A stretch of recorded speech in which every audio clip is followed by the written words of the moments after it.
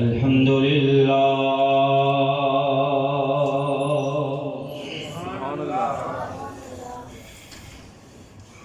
الحمد للہ رب العالمین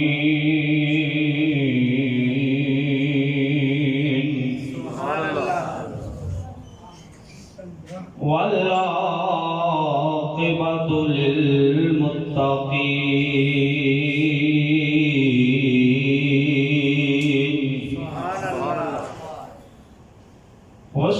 والصلاة والسلام على سید الانبیاء والمرسلین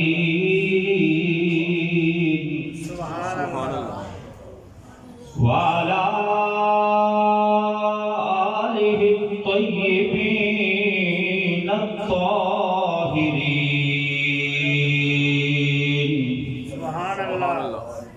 وأصحابه الهادين المهديين سبحان الله وأوليائه الكاملين سبحان الله وعلماء أمته وأهل سنته أجمعين سبحان الله أما بعد فأعوذ بالله من الشيطان الرجيم سبحان الله بسم الله الرحمن الرحيم سبحان الله ولا تحسبن الذين قتلوا في سبيل الله أمواتا بل أحياء عند ربهم يرزقون سبحان الله آمنت بالله صدق الله مولانا العظيم وصدق رسوله النبي الكريم الأمين سبحان الله الصلاة والسلام عليك يا رسول الله وعلى آلك وأصحابك يا حبيب الله مل کے درود پاک پڑھیں الصلاة والسلام عليك يا شفيع المذنبين وعلى آله الطيبين الطاهرين سبحان الله مولاي صل وسلم دائما ابدا بك خير الخلق كلهم مولاي صل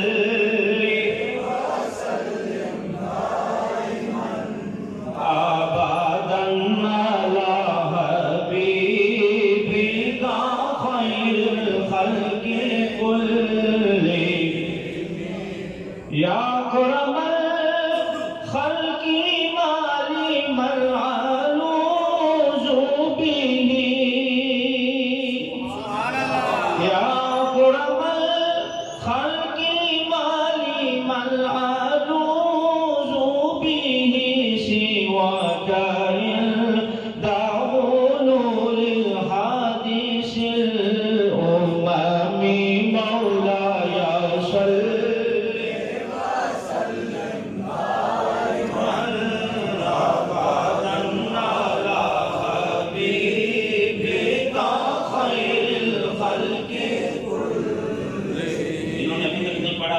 مرتبہ سے ذرا ایک بار سارے اکٹھے ہو کے مل کے پڑھ لیں. مولا یا صلی وسلم دائما ابدا علی حبیبک خیر الخلق كلهم.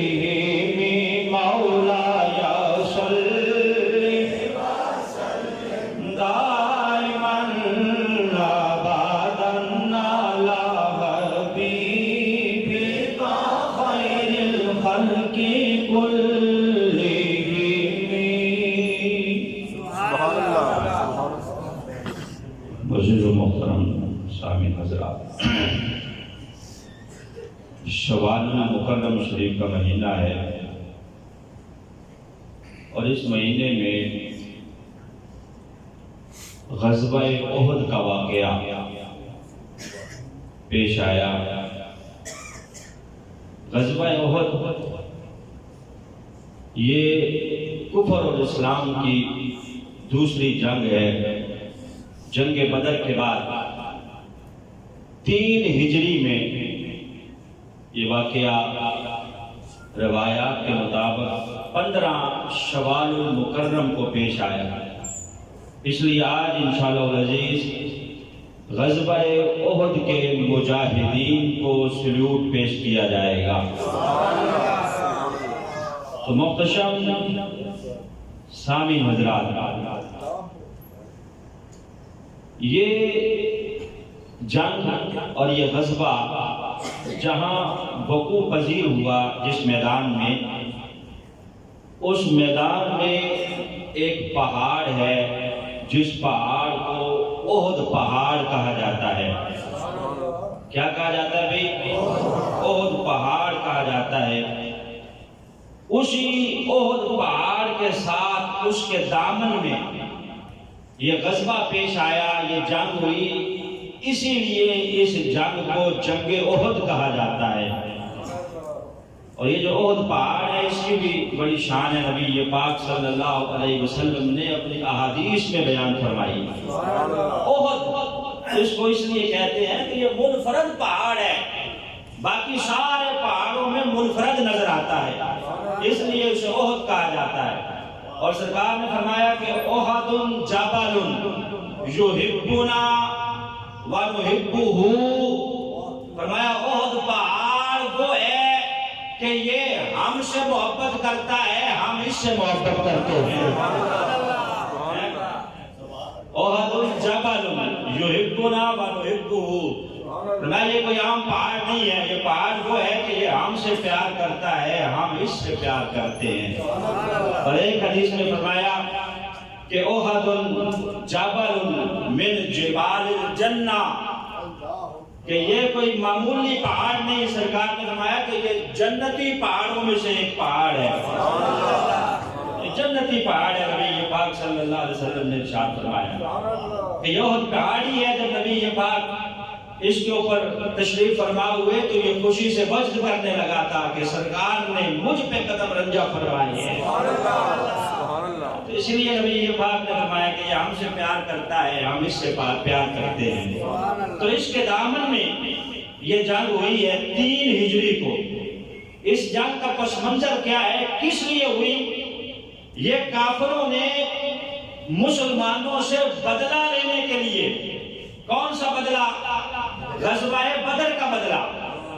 غزوہ بدر ہوئی تھی 2 ہجری کو اور اس کے 1 سال بعد یہ جنگ ہوئی ہے. تو کافروں نے چونکہ بری طرح جنگ بدر میں شکست کھائی تھی، بڑے بڑے کافر مارے گئے، بڑے بڑے سردار مارے گئے، اور ان کا جو روب اور دبدبا تھا وہ دب کے رہ گیا، وہ کم ہو گیا. اب ان کے دلوں میں وہ کانٹا تھا جو چبھ رہا تھا کہ ہمارے پیارے اس جنگ میں مارے گئے ہیں. تو لہذا انہوں نے اس جنگ کی پلاننگ کی کہ مسلمانوں سے جنگ بدر کا بدلہ لیا جائے. اس میں آگے تھے 4 بندے. ابو سفیان، کیونکہ اس کا بیٹا حنظلہ جنگ بدر میں مارا گیا تھا، اپنے بیٹے کا بدلہ لینے کے لیے. اکرمہ بن ابو جہل کا بیٹا اکرمہ، یہ بھی آگے آگے تھا اس پلاننگ میں اور اس میٹنگ میں اور تیاری کرنے میں، کیونکہ اس کا باپ مارا گیا تھا ابو جہل، حارث بن ہشام، یہ ابو جہل کا بھائی ہے، حارث بن ہشام۔ چونکہ اس کا بھائی مارا گیا تھا ابو جہل، تو یہ بھی پلاننگ کر رہا تھا اور تیاری کر رہا تھا اور آگے آگے تھا۔ صفوان بن امیہ کا بیٹا صفوان، اس کا باپ مارا گیا تھا جنگ بدر میں، اس لیے یہ بھی پلاننگ کر رہا تھا اور آگے آگے تھا۔ یہ چار بندے سرکردہ تھے، انہوں نے اپنا لیڈر بنایا ابو سفیان کو، اور اللہ کی کرنی دیکھیں کہ یہاں یہ چاروں پلاننگ کر رہے ہیں مسلمانوں کے خلاف جنگ کرنے کی۔ بعد میں اللہ رب العزت نے ایسی تقدیر بدلی، ایسا پلٹا کھایا تقدیر نے کہ ان چاروں کو اللہ نے دولت اسلام عطا فرمائی۔ یہ چاروں کے چاروں جو آگے آگے پلاننگ کر رہے ہیں، ان چاروں نے بعد میں کلمہ پڑھا اور سارے مسلمان ہوئے، دائرہ اسلام میں داخل ہوئے۔ اب پلاننگ یہ ہوئی کہ وہ جو ابو سفیان کا قافلہ جنگ بدر میں بچ کے آ گیا تھا، جس میں سارے کافروں کا مال تھا، تجارت کا، اور بڑا نفع اس میں ہوا تھا، وہ سارے کا سارا مال دار الندوہ کے اندر موجود تھا، ابھی تقسیم نہیں ہوا تھا، وہ منافع جو ہوا تھا ابھی تقسیم نہیں ہوا تھا۔ تو میٹنگ یہ ہوئی کہ وہ جو منافع ہے وہ منافع تقسیم نہیں کیا جائے گا، صرف رأس المال جو اصلی قیمت تھی تاجروں کی وہ ان کو لٹائی جائے گی۔ وہ جو منافع تھا ابو سفیان لے کے آیا، وہ منافع یہیں جمع رکھیں گے اور مسلمانوں کے خلاف اس منافع سے سامان خریدیں گے اور لڑنے کے لیے ہتھیار خریدیں گے۔ یہ کافروں نے میٹنگ کی کہ وہ منافع ہم تقسیم نہیں کریں گے، صرف اصل مال دیں گے، اصل رقم جو تاجروں کی تھی۔ میٹنگ ہو گئی، ابو سفیان نے کہا ٹھیک ہے، میں سرداری کرنے کے لیے بھی تیار ہوں، میں سپہ سالار بننے کے لیے بھی تیار ہوں، اور جو میرا حصے کا نفع ہے وہ میں دیتا ہوں، باقی لوگوں سے پوچھ لو۔ سب نے رضامندی کا اظہار کیا کہ ہم نے بدلہ لینا ہے مسلمانوں سے، لہذا ہم اپنا منافع نہیں لیں گے۔ وہ دار الندوہ کے اندر موجود رہے، اسے ہتھیار خریدے گئے، سواریاں خریدی گئی۔ نبی پاک صلی اللہ علیہ وسلم کے سکے چچا جناب عباس بن عبد المطلب، انہوں نے چونکہ غزوہ بدر میں کلمہ پڑھ لیا تھا۔ کب پڑھا تھا؟ جب یہ جنگی قیدی بن کے آئے تھے نبی پاک صلی اللہ علیہ وسلم کے پاس، تو متاثر ہو کے انہوں نے کلمہ پڑھ لیا تھا، لیکن ان کافروں کو نہیں پتا تھا کہ انہوں نے کلمہ پڑھ لیا ہے۔ آپ نے اپنا اسلام چھپائے رکھا، ابھی تک ظاہر نہیں کیا تھا۔ یہ پلاننگ کر رہے ہیں، جناب عباس بن عبد المطلب نے خط لکھ دیا مکے سے نبی پاک صلی اللہ علیہ وسلم کی طرف، خط لکھ دیا کہ محبوب یہ کافر یہاں پلاننگ کر رہے ہیں اور 3000 کا لشکر جلال انہوں نے تیار کر لیا ہے، اور انہوں نے مدینے پہ حملے کی تیاری کر رکھی ہے، اور یہ پورے ساز و سامان کے ساتھ، سواریوں کے ساتھ، 3000 کے لشکر جلال کے ساتھ مدینہ طیبہ پر حملہ کرنے کی منصوبہ بندی کر رہے ہیں۔ لہذا محبوب میں آپ کو پہلے اطلاع کر رہا ہوں، آپ بھی کوئی تدبیر کریں اور آپ بھی اپنے غلاموں کو اکٹھا کر کے مشورہ کریں، اور آپ بھی سوچیں کہ ان کافروں کا سد باب کیسے کرنا ہے۔ حضرت عباس نے پہلے مطلع کر دیا نبی پاک صلی اللہ علیہ وسلم۔ جب سرکار دو عالم صلی اللہ علیہ وسلم کے پاس خط پہنچا، نبی پاک صلی اللہ علیہ وسلم نے بھی سوچ و بچار کیا، آپ نے بھی اپنے صحابہ کو جمع کیا، مشورہ کیا۔ جمعے کا دن تھا، 14 شوال المکرم، رسالت میں آپ صلی اللہ علیہ وسلم نے مسجد نبوی میں جمعے کا خطبہ ارشاد فرمایا، جہاد کی ترغیب دی۔ جہاد کی ترغیب دینے کے بعد جمعے کے بعد نبی پاک نے صحابہ کو جمع کر لیا کہ اب میٹنگ کی جائے گی، مشورہ کیا جائے گا کہ کیا کیا جائے گا۔ کیا یہاں مدینہ طیبہ میں رہتے ہوئے ہم اپنا دفاع کریں، یا مدینے سے باہر نکل کے ہم جو ہے ان کے ساتھ لڑیں کہ وہ جو لشکر آ رہا ہے کافروں کا، ہم ان کافروں کو مدینے میں داخل نہ ہونے دیں، باہر نکل کے ہم ان کا مقابلہ کریں، یا یہی مدینے میں رہ کے ہم جو ہے وہ اپنا دفاع کریں۔ اب نبی یہ پاک نے ساتھ ہی اپنا خواب بھی سنا دیا. میں نے خواب بھی دیکھا ہے. کہا وہ کیا؟ کہا میں نے خواب میں ایک گائے کو ذبح ہوتے دیکھا ہے. کہا حضور اس کا کیا مطلب ہے؟ اس کی تعبیر کیا ہے؟ کہا اس کی تعبیر یہ ہے کہ اس جنگ میں میرے کئی صحابہ شہید ہو جائیں گے. حضور نے فرمایا کہ ایک اور میں نے خواب دیکھا ہے. کہا وہ کیا؟ کہا میری جو تلوار ہے ذوالفقار، نبی یہ پاک کی تلوار کا نام تھا ذوالفقار، بعد میں آپ نے وہ تلوار حضرت علی کو عطا فرمائی تھی. ذوالفقار اس کو کہا جاتا ہے. ذوالفقار زو مانا میں نے پہلے بھی بتایا تھا، کار کا مانا ہے دندوں والی یا سوراخوں والی، ذل مانا والی، اور کار کا مانا ہے دندان. ذوالفقار یعنی دندوں والی تلوار. یہ نبی یہ پاک صلی اللہ علیہ وسلم کی تلوار تھی اور اس کی بڑی فضیلت موجود ہے احادیث کے اندر. بعد میں حضرت علی کو عطا فرمائی. میں نے خواب میں دیکھا ہے کہ میری تلوار کا کچھ حصہ ٹوٹ گیا ہے، آگے سے اس کی دھار ٹوٹ گئی ہے. صحابہ نے پوچھا کہ حضور اس کا کیا مطلب ہے؟ نبی یہ پاک صلی اللہ علیہ وسلم نے ارشاد فرمایا کہ میرا کوئی قریبی اس جنگ میں شہید ہو جائے گا. اور اسی جنگ میں نبی یہ پاک کے چچا حضرت حمزہ رضی اللہ تعالیٰ عنہ شہید ہوئے. اور اس کے اوپر انشاءاللہ اگلے جمعے میں تفصیل گفتگو کروں گا شہادت حضرت امیر حمزہ پر. وہ اسی جنگ میں آپ شہید ہوئے حضرت امیر حمزہ. تو نبی یہ پاک نے فرمایا کہ اس کا مطلب یہ ہے کہ میرا کوئی قریبی اس جنگ میں شہید ہوگا. کہا تیسرا میں نے یہ دیکھا ہے کہ میں ایک زرہ کے اندر باندھوں. زرہ میں اس کا کیا مطلب ہے؟ اس کا مطلب یہ ہے کہ ہمیں مدینے میں رہ کر اپنا دفاع کرنا چاہیے. تم بتاؤ کہ تمہارا کیا خیال ہے؟ نبی یہ پاک نے اپنے خیال کا اظہار کر دیا. لیکن کچھ صحابہ جو شیلے تھے انہوں نے کہا نہیں جناب ہم یہاں رہ کے دفاع نہیں کریں گے، حضور آگے نکلے، ان کو ہم مدینے میں داخل نہیں ہونے دیں گے. جس طرح غزوہ بدر میں ہم نے بدر کے میدان میں جا کر ان کو مارا تھا، للکارا تھا اور انہیں واصل جہنم کیا تھا، اور آپ نے ہی فرمایا تھا کہ اللہ فرماتا ہے کہ بدر کے جو مجاہدین ہیں اللہ ان سے راضی ہو چکا ہے، لہذا اللہ نے ان کے ساری نقشوں کو معاف کرتے ہوئے اعلان کیا ہے کہ آج کے بعد وہ جو مرضی آئے کرے، اللہ نے ان سے راضی ہونے کا اعلان کر رکھا ہے. کہ آپ نے غزوہ بدر کے مجاہدین کی بڑی فضیلت بیان کیا. لہذا جس طرح بدر کا معرکہ ہم نے باہر نکل کے لڑا تھا، اسی طرح احد کا بھی معرکہ جو ہے، یہ جو جنگ ہے، یہ بھی ہم باہر نکل کے لڑے. اب جو شیلے صحابہ تھے انہوں نے خطاب کیا. نبی یہ پاک صلی اللہ علیہ وسلم نے ظاہر اکثریت رائے تھی سرکار نے. میں ٹھیک ہے. نبی یہ پاک اپنے گھر تشریف لے گئے سید عائشہ کے حجرہ میں.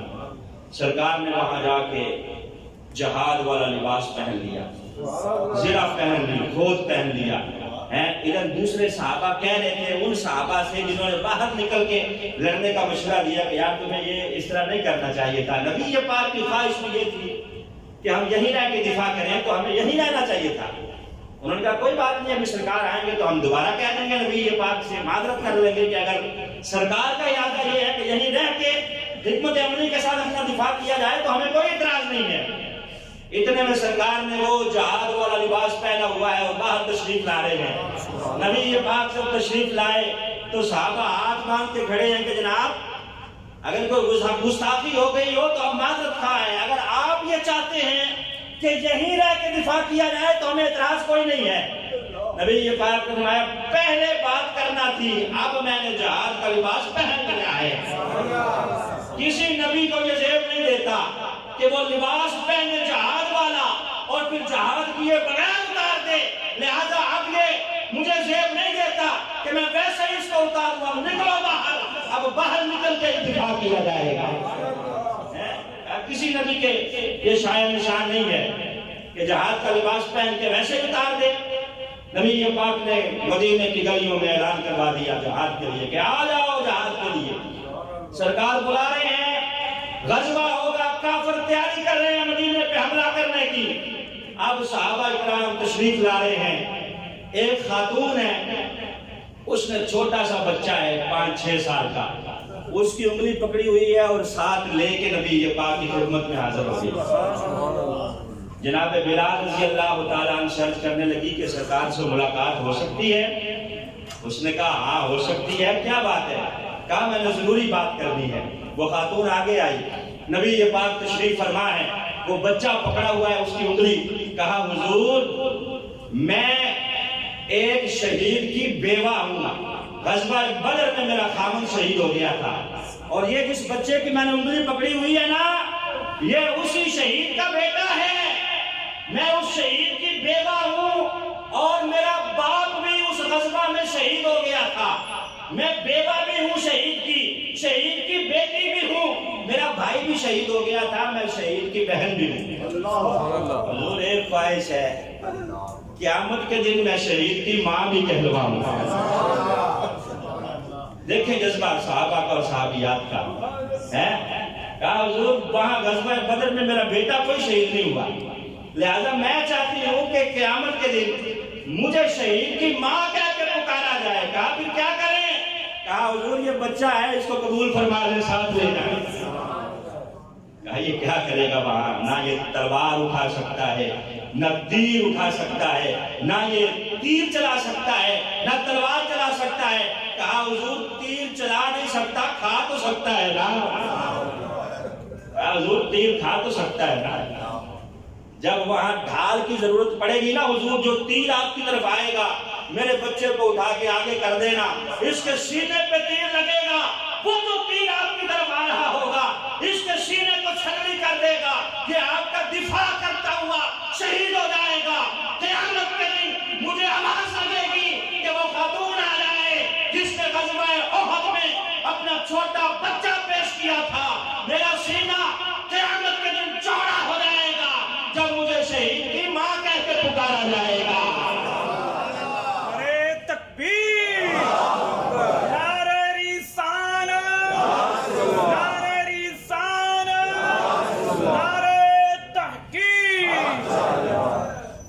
بس یہی کمی رہ گئی ہے، قیامت کے دن مجھے شہید کی ماں کہا جائے۔ سور نے فرمایا جا، تیرے ساتھ وعدہ رہا، بچہ بھی لے جا، تیرے ساتھ وعدہ رہا، قیامت کے دن تجھے شہید کی ماں ہی کہہ کے پکارا جائے گا،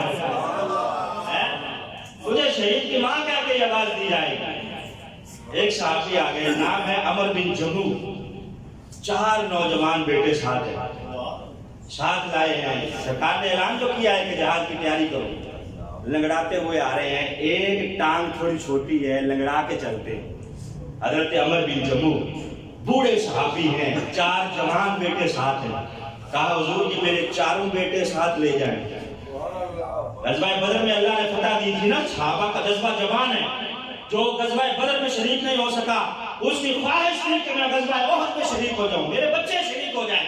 کہا حضور یہ میرے 4 جوان بیٹے ہیں، ان کو ساتھ لے جائیں، یہ بھی غزوہ احد میں لڑیں گے آپ کے ساتھ۔ کہا ٹھیک ہے، ہم ان کو قبول کرتے ہیں۔ اور 4 کو نبی پاک نے قبول کیا، انہوں نے تیاری کی۔ جب سرکار نے دیکھا نا تھوڑی دیر کے بعد یہ بوڑھے صحابی عمر بن جموح خود جنگ کا لباس پہنا ہوا ہے اور لگڑاتے ہوئے آ رہے ہیں، فرمایا بابا جی تم کہاں؟ کہا حضور میں نے نہیں جنگ لڑنی۔ کہا تمہارے بیٹے جو آ گئے؟ کہا وہ تو بیٹے ہیں، کیا میرا دل نہیں چاہتا کہ میں بھی شہید ہو جاؤں آپ کی جان کے اوپر اور آپ کی عزت کے اوپر پہرا دیتے ہوئے؟ کہا اچھا، کہا پھر تم تو معذور ہو، لنگڑا کے چلتے ہو، تم وہاں کیا کرو گے؟ کہا حضور کیا لنگڑے کا حق نہیں ہے کہ جنت میں داخل ہو؟ دیکھیں صحابہ کرام رضوان اللہ علیہ اجمعین کا جذبہ۔ کہا حضور میں لنگڑا کے چلتا ہوں تو پھر کیا ہوگا؟ کیا میرا دل نہیں چاہتا کہ میں جنت میں داخل ہو جاؤں؟ نبی پاک صلی اللہ علیہ وسلم نے قبول فرمایا، اور اسی جنگ میں عمر بن جموح رضی اللہ تعالیٰ نے جام شہادت نوش کیا۔ بعد میں صحابہ بیٹھے تھے، سرکار بھی بیٹھے تھے، کہا میں دیکھ رہا ہوں عمر بن جموح اپنی ٹوٹی ہوئی ٹانگ کے ساتھ لگڑاتے ہوئے اللہ کی جنت کی سیر کر رہا ہے۔ سبحان اللہ۔ اس نے کہا تھا نا کہ حضور میں اسی لگڑاتی ہوئی ٹانگ کے ساتھ اللہ کی جنت کو لتاڑتا ہوا داخل ہو جاؤں گا۔ سبحان اللہ۔ کہا میں دیکھ رہا ہوں کہ وہ لگڑاتی ہوئی ٹانگ کے ساتھ جنت میں گھوم رہا ہے اور سیر کر رہا ہے۔ یہ صحابہ کا جذبہ ہے۔ اعلان ہوا کہ جہاد کے لیے آ جاؤ، نبی پاک بلا رہے ہیں۔ حضرت حنظلہ بشیر الملائکہ، یہ وہ صحابی ہیں جن کی آج ہی شادی ہوئی ہے، ایک دن پہلے یعنی کہ شادی ہوئی ہے، اور اگلے دن جنگ کے لیے اعلان ہو رہا ہے۔ جو جو رات گزری ہے وہ شب جفاف کی، شادی کی پہلی رات کو اعلان ہو رہا ہے۔ اب اپنے دلہن سے اجازت لے رہے ہیں کہ مجھے اجازت دے دو، میں جاؤں جا کے جنگ میں شریک ہو جاؤں۔ وہ کہتی ہے کہ ابھی آپ جوان ہیں، میں بھی جوان ہوں، دوبارہ کوئی موقع آئے گا تو پھر شریک ہو جانا، ابھی مجھے چھوڑ کے پہلی رات ہے، شب جفاف ہے، نہ جاؤ۔ کہا نہیں، کان میں چونکہ آواز پڑ گئی ہے، نبی پاک نے بلایا ہے، ہاں اگر آواز نہ پڑتی پھر الگ بات تھی، اب آواز پڑ گئی ہے تو میرا حق بنتا ہے کہ میں پہلی صفوں میں نظر آؤں۔ یہ خاتون بھی کوئی عام نہیں تھی، یہ صحابیہ تھی، یہ حضرت حنظلہ کا ٹیسٹ لے رہی تھی، دیکھ رہی تھی۔ کہا اچھا اگر تمہاری یہ خواہش ہے تو پھر قیامت کے دن میں بھی ناز کروں گی کہ میں شہید کی بیوہ کہلاؤں گی۔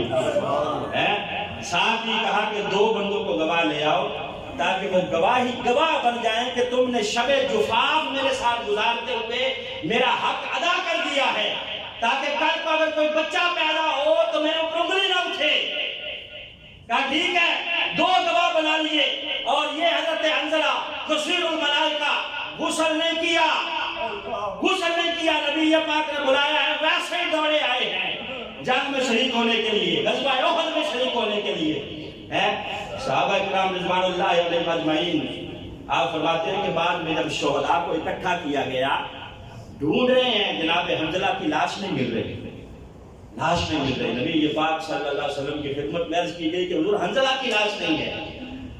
نبی پاک صلی اللہ علیہ وسلم نے پتہ کروایا تو بتایا گیا کہ جناب اس کے اوپر غسل فرض تھا۔ سرکار دو عالم صلی اللہ علیہ وسلم نے فرمایا ٹھہر جاؤ، حنظلہ کو ابھی فرشتے لے کے گئے ہیں، جنت میں غسل دے رہے ہیں۔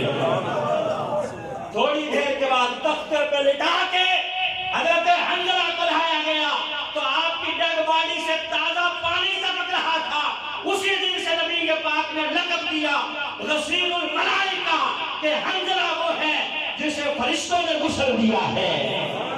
نعرہ تکبیر، نعرہ رسالت، نعرہ تحقیق، الجہاد الجہاد، لبیک لبیک، الجہاد الجہاد، الجہاد الجہاد۔ کہا یہ حنظلہ وہ ہیں کہ ان کو فرشتوں نے غسل دیا ہے، غسیل الملائکہ، ان کا لقب پڑ گیا ہے۔ اب خیر مدینہ طیبہ سے 2 میل کی مسافت پر ہے اور پہاڑ، 2 میل یہاں سے چلے۔ باہر مسلمانوں کی تعداد کتنی ہے؟ 1000۔ انہی 1000 میں 300 سپاہی عبداللہ بن ابی کے بھی ہیں۔ عبداللہ بن ابی کون ہے؟ جو منافقوں کا سردار ہے، منافق ہے پکا۔ تھوڑا سا باہر نکلے تو اس نے کہا کہ نہیں ہم تو آگے نہیں جائیں گے، کیونکہ میری رائے یہ تھی کہ یہاں مدینے میں رہ کے دفاع کیا جائے، لہذا میری رائے کا احترام نہیں کیا گیا تو میں یہیں سے واپس پلٹتا ہوں، میں آگے نہیں جاؤں گا۔ اچھا اب صحابہ نے جب اس نے یہ کہا تو ران تان کرنا شروع کیا۔ حضرت عبداللہ بن حرام کہنے لگے ٹھیک ہے اٹھا اپنا سامان، ہمیں بھی تیری ضرورت نہیں ہے، تیرے 300 سپاہی ہمیں نہیں چاہیے، لے جا اپنے ساتھ، تو صرف تھوڑا سا دور نہیں ہم سے بہت زیادہ دور ہو جا، ان قریب اللہ ہمارے نبی کو ان مجاہدوں اور تیرے ان سپاہیوں کی تعداد سے غنی کر دے گا۔ تیرے ان سپاہیوں کی تعداد سے اللہ نے ہمارے محبوب کو غنی کر دیا ہے، نہ انہیں مجاہدوں کی ضرورت ہے نہ سپاہیوں کی ضرورت ہے، اللہ خود ان کی مدد فرمائے گا۔ میں کہا نکل جا، ہمیں بھی تیری ضرورت نہیں ہے۔ وہ 300 سپاہی اپنے لے کے نکل گیا۔ اب تعداد کتنی رہ گئی؟ 700 تعداد ہے مسلمانوں کی، اور ادھر 3000 کا لشکر جرار ہے۔ اور پہاڑ پہ پہنچ کر صبح نبی پاک نے جناب بلال سے کہا کہ بلال اذان فجر دو۔ حضرت بلال نے فجر کی اذان دی، صبح کی روشنی پھوٹی تو رسالت میں آپ صلی اللہ علیہ وسلم کے پیچھے صحابہ نے نماز فجر ادا فرمائی۔ ہائے ہائے، وہ صحابہ جو سوچ رہے ہوں گے کہ ہماری زندگی کی آخری نماز فجر ہے، نبی پاک صلی اللہ علیہ وسلم کے پیچھے پڑھ رہے ہیں اور پیچھے نماز ادا کر کے لطف لے رہے ہوں گے کہ نہ مسجد میں نہ بیت اللہ کی دیواروں کے سائے میں نماز عشق ہوتی ہے، ادا تلواروں کے سائے میں۔ آج ہم آخری زندگی کی نماز پڑھ رہے ہیں، رسالت میں آپ صلی اللہ علیہ وسلم پیچھے۔ صبح ہوئی تو نبی پاک صلی اللہ علیہ وسلم نے اپنی تلوار لہرائی، فرمایا کون ہے جو میری اس تلوار کا حق ادا کرے گا؟ حضرت علی اٹھے کہ جناب مجھے دے۔ میں نہیں بیٹھ جاؤ. جناب طلحہ اٹھے کہ جناب میں حق ادا کروں گا, بیٹھ جاؤ. حضرت زبیر اٹھے, حضور میں ادا کروں گا, کہا نہیں بیٹھ جاؤ. حضرت ابو دجانہ رضی اللہ تعالیٰ عنہ کہا حضور ذرا بتائیں تو صحیح اس تلوار کا حق ہے کیا؟ آپ تو فرما رہے ہیں کہ کون ہے جو اس کا حق ادا کرے گا.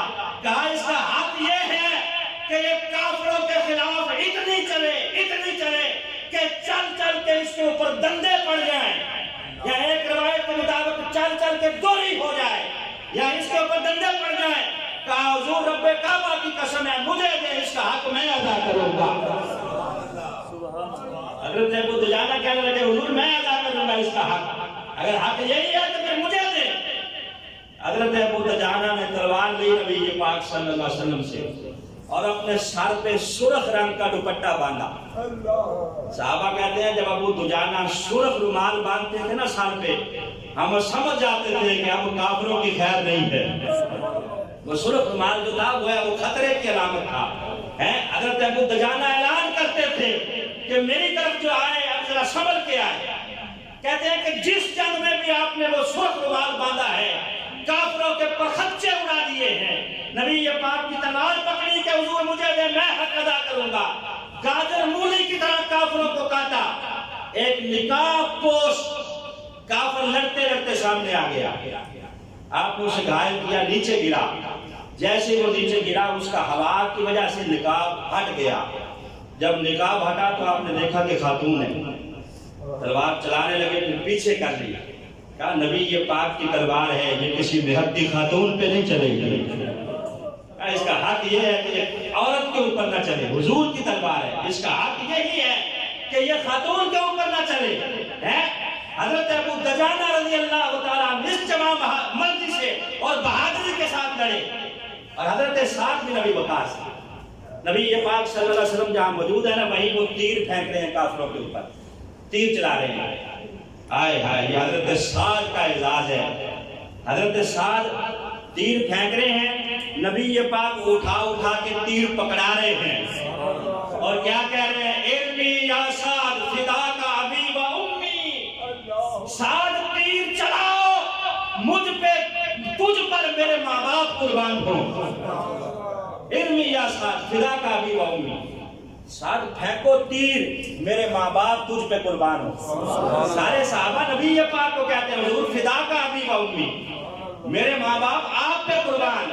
حضرت ابو ہریرہ کہتے ہیں 1.25 لاکھ صحابہ میں یہ واحد صحابی تھا جس کو نبی پاک نے فرمایا کہ اے سعد تجھ پہ میرے ماں باپ قربان ہو جائیں. حضرت سعد کہتے ہیں سرکار مجھے تیر پکڑاتے جا رہے ہیں, میں چلاتا جا رہا ہوں, یہاں تک کہ میرے ترکش میں تیر ختم ہو گئے. کہتے ہیں میں پریشان ہوں لیکن سرکار گھبرائے نہیں.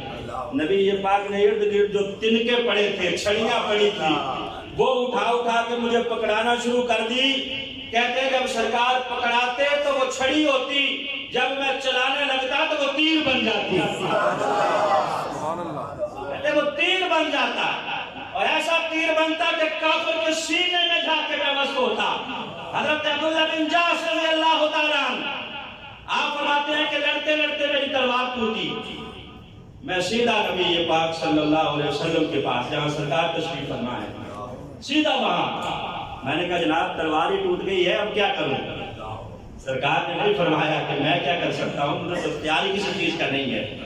نبی پاک نے کھجور کا ایک تنا پاس پڑا تھا, کھجور کی ٹہنی, وہ پکڑی اور پکڑا دی, کہا جاؤ جا کے لڑو.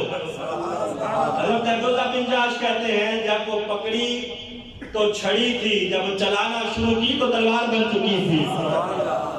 گاجر مولی کی طرح کافروں کو کاٹ رہی تھی غزوہ احد میں. اور صرف اسی جنگ میں تلوار نہیں رہی کہ بعد میں یہ چھڑی بن گئی ہو, نہیں, بلکہ ان کی نسل در نسل یہ تلوار ان کے بچوں کے پاس رہی. آخر میں بغداد کے بازار میں ان کے بچوں نے 2000 درہم کا اس کو فروخت بھی کیا. نبی پاک صلی اللہ علیہ وسلم کے کئی معجزات ہیں جو اسی جنگ کے دوران نمودار ہوئے. یہی حضرت سعد بن ابی وقاص جو تیر چلا رہے ہیں, ایک تیر آیا سیدھا آ کے نبی پاک صلی اللہ علیہ وسلم کی طرف جانے لگا تو انہوں نے اپنا منہ آگے کر دیا، وہ تیر ان کی آنکھ میں پیوست ہو گیا۔ حضرت سعد کہتے ہیں میں نے جیسے ہی کھینچا میری آنکھ کا ڈیلا باہر آ گیا، باہر جو آیا ساری آنکھ ضائع ہو گئی۔ اب میں نے وہ ڈیلا یوں پکڑا ہوا ہے، میں نے کہا حضور کہا سعد آنکھ لینی ہے یا جنت لینی ہے؟ کہا حضور آنکھ میرے کہنے سے دے دیں، جنت خود بخود دے دیں۔ صحابہ نے کہا حضور آنکھ میرے کہنے سے دے دیں، کیوں؟ کہا حضور میری بیوی بڑی خوبصورت ہے، اس کے پاس جب میں یہ کہانی آپ کے ساتھ جاؤں گا تو اس کو اچھا نہیں لگے گا، حضور میں ذرا خوبصورت نظر آؤں گا، اگر آپ لوٹا دیں گے تو جنت کے آپ کے صدقے میں میری جانی ہے، میں چاہتا ہوں کہ میرے کہنے پہ آپ آنکھ بھی دے دیں۔ تو نبی پاک نے وہ ڈیلا پکڑ کے لگایا، آنکھ کے اوپر لوہا پہ دہن لگایا۔ حضرت سعد کہتے ہیں مجھے ایسا محسوس ہوتا تھا کہ اس آنکھ سے کم نظر آتا ہے اور اس سے زیادہ نظر آتا ہے۔ جو سرکار کہتا ہے فرمائیے لوہا پہ دہن لگا کے کہتے ہیں کہ اس سے زیادہ نظر آ رہا ہے۔ جنگ فتح ہو رہی تھی، مسلمان جیت رہے تھے، کافر بھاگ رہے تھے۔ اسی جذبہ احد میں نبی پاک نے 50 صحابہ کا ایک جتھا احد پہاڑ کے ایک درے کے اوپر کھڑا کیا تھا، تعینات کیا تھا احد پہاڑ کے درے پہ۔ ان کو تاکید کی تھی کہ تم نے یہاں سے ہلنا نہیں ہے، یہاں تک کہ ہم جنگ جیت جائیں پھر بھی تم نے نہیں ہلنا۔ تم اگر دیکھو کہ ہمیں شکست ہو گئی ہے، جانور ہماری بوٹیاں نوچ رہے ہیں، پھر بھی تم نے یہاں سے ہلنا نہیں ہے، تم نے یہ درہ نہیں چھوڑنا ہے۔ اب جب صحابہ نے دیکھا کہ جنگ مسلمان جیت گئے ہیں اور باقی جو صحابہ تھے وہ مال غنیمت اکٹھا کر رہے تھے، تو یہ جو 50 صحابہ یہاں تعینات کیے تھے نبی پاک نے، ان کے درمیان اختلاف ہو گیا۔ بعض کہنے لگے کہ نہیں ہمیں یہ جگہ نہیں چھوڑنی چاہیے، نبی پاک نے کہا تھا کہ جب تک میرا دوسرا حکم نہ آئے اس وقت تک یہاں سے ہلنا نہیں ہے۔ بعض کہنے لگے ان کا اپنا اجتہاد تھا کہ نبی پاک نے تو جنگ تک ہی کہا تھا نا، اب جنگ تو ختم ہو گئی ہے، ہم جیت چکے ہیں، صحابہ مال غنیمت اکٹھا کر رہے ہیں تو ہمیں بھی ان کی مدد کرنی چاہیے، اور وہ جو کافروں کا اسلحہ ہے وہ اسلحہ ہمیں اکٹھا کرنا چاہیے کیونکہ کافر سارے بھاگ گئے ہیں۔ تو ان 50 میں سے صرف 10 وہاں موجود رہے، باقی 40 نے وہ پوزیشن چھوڑ دی۔ اب ان کا کوئی نظریہ یہ نہیں تھا نعوذ باللہ کہ نبی پاک کے حکم کی کوئی انہوں نے خلاف ورزی کر دی تھی، بلکہ ان کا اپنا اجتہاد تھا کہ جنگ تک نبی پاک نے کہا تھا کہ یہاں کھڑے ہوں، بعد میں جو ہے جب جنگ ہم جیت گئے ہیں تو اب یہاں کھڑا ہونے کا مقصد کوئی نہیں ہے۔ ہمارے وزیر اعظم صاحب نے گزشتہ سال ان صحابہ کے بارے میں کہا تھا کہ صحابہ لوٹ مار کرنا شروع ہو گئے اور جنگ ہار گئے۔ آپ کو یاد ہوگا شاید غزوہ احد میں اس نے کہا تھا کہ وہ لوٹ مار میں مصروف ہو گئے اور جنگ جیتتی ہوئی ہم ہار گئے۔ استغفر اللہ، صحابہ کے بارے میں الفاظ کا بھی پتہ نہیں ہے کہ کن کا چناؤ کرنا ہے۔ ان صحابہ کے بارے میں جنہوں نے اپنی جانیں دی ہیں اور وہ لوٹ مار، ان کے بارے میں اتنے گھٹیا اور بازاری زبان استعمال کرتے ہوئے شرم آنی چاہیے۔ صحابہ وہ ہے رب کعبہ کی قسم ہے، ان کی قربانیاں نہ ہوتی تو آج یہاں مسجد میں ایک جلسے کے ماحول میں بیٹھے ہوئے ہم نماز نہ ادا کر رہے ہوتے۔ صحابہ کی قربانیاں، انہوں نے اپنا اجتہاد کیا کہ جنگ تک سرکار نے کہا تھا اب چونکہ ہم جنگ جیت گئے ہیں تو لہذا ہمیں چھوڑ دینی چاہیے یہ جگہ۔ جیسے ہی وہ صحابہ وہاں سے ہٹے، صرف 10 یا 11 صحابہ وہاں کھڑے رہے، خالد بن ولید اور اکرمہ بن ابو جہل، ان دونوں نے بھی کلمہ نہیں پڑھا تھا، یہ کافروں کی طرف سے لڑ رہے تھے اور ان کے سپہ سالار تھے۔ جب انہوں نے یہ پوزیشن دیکھی، خالی ہے یہ جگہ، یہ درہ جب انہوں نے دیکھا کہ اب یہاں پر تھوڑے سے لوگ ہیں باقی نکل گئے ہیں، تو پیچھے سے گھوم کے انہوں نے حملہ کر دیا، دوبارہ اپنے کافروں کی فوج کو اکٹھا کر کے اس درے سے جہاں نبی پاک نے انہیں تعینات کیا تھا یہاں سے حملہ کیا۔ وہ جو 10 یا 11 صحابہ وہاں کھڑے تھے وہ سارے کے سارے شہید ہوئے، وہ 10 صحابہ شہید ہوئے، لیکن انہوں نے اپنی پوزیشن نہیں چھوڑی۔ اب مسلمان اپنے ہتھیار پھینک چکے تھے اور مال غنیمت اکٹھا کر رہے تھے اور اسلحہ اکٹھا کر رہے تھے۔ ان کو موقع مل گیا کافروں کو، انہوں نے پیچھے سے آ کے حملہ جو کیا تو اب صحابہ کرام شہید ہوئے، 70 سے زائد صحابہ شہید ہوئے اس جنگ میں، 21 یا 27 کافر مارے گئے، 70 کے قریب صحابہ شہید ہوئے، یہاں تک کہ افواہ پھیل گئی اسی جنگ میں کہ نعوذ باللہ نبی پاک بھی شہید ہو گئے ہیں۔ حضرت مصعب بن عمیر رضی اللہ تعالیٰ عنہ یہ وہ ہیں جن کو جھنڈا نبی پاک نے پکڑایا تھا. ان کا جو جسہ تھا وہ نبی پاک صلی اللہ علیہ وسلم کے جسے کے مشابہ تھا، چونکہ انہوں نے خود پہنا ہوا تھا اور زرہ پہنی ہوئی تھی. شہید یہ ہوئے، افواہ یہ پھیل گئی کہ نبی پاک صلی اللہ علیہ وسلم شہید ہو گئے ہیں اسی جنگ کے دوران. اب گمسان کی جنگ جو ہوئی، صحابہ کرام نے وہاں جو جواں مردی کا مظاہرہ پیش کیا، نبی پاک کے گرد گھیرا ڈال دیا. سرکار دو عالم صلی اللہ علیہ وسلم بیچ میں ہیں، حضرت ابو عبیدہ رضی اللہ تعالیٰ، حضرت سعد بن وقاص رضی اللہ تعالیٰ، سارے صحابہ ارد گرد اکٹھے ہیں. جو تیر آتا ہے اپنے سینے پہ کھاتے ہیں، نبی پاک کی طرف جانے نہیں دیتے. حضرت ابو جندب رضی اللہ تعالیٰ انہوں نے پشت یوں کر لی پیچھے کو اور نبی پاک کی طرف چہرہ کر دیا. ان کی ساری پشت چھلنی ہو گئی، لیکن نبی پاک کی طرف ایک تیر بھی جانے نہیں دیا. کافروں نے موقع جان کر نبی پاک صلی اللہ علیہ وسلم پر حملہ کرتے ہوئے ایک نے زور سے پتھر جو مارا. رسالت میں آپ صلی اللہ علیہ وسلم کے یہاں منہ مبارک پر جو آپ نے خود پہنا ہوا تھا لوہے کی ٹوپی، اس پہ لگا، اور وہ لوہے کی ٹوپی کی ایک کڑی جو ہے وہ نبی پاک صلی اللہ علیہ وسلم کے ہونٹ مبارک کو لگی، اور آپ کے دندان مبارک جو ہے وہ زخمی ہوئے، شہید نہیں ہوئے. یہاں ایک دوسری روایت لوگ بیان کرتے ہیں کہ نکلے نہیں، بلکہ ہلکا سا جو اوپر سے کھول ہے یہ اترا. صحابہ کہتے ہیں جب وہ کھول اترا تو نبی پاک کا چہرہ پہلے سے زیادہ حسین نظر آتا تھا. اگر دانت اتر جائے نا تو ظاہر ہے پھر چہرہ بدنما لگتا ہے، جبکہ نبی پاک صلی اللہ علیہ وسلم کی ذات وہ ہے کہ خوبصورت. کہتے ہیں وہ جو ہلکا سا کھلا پیدا ہو گیا تھا جب آپ بولتے تھے، اس سے نور کی شعائیں نکلتی تھی. بعض روایات کے اندر ہے کہ صرف 2 دانت اوپر والے، بعض کے میں ہے کہ 2 نیچے والے بھی، 4 دانت، کلیہ اور سنایا، یہ چاروں دانت نبی پاک صلی اللہ علیہ وسلم کے زخمی ہوئے.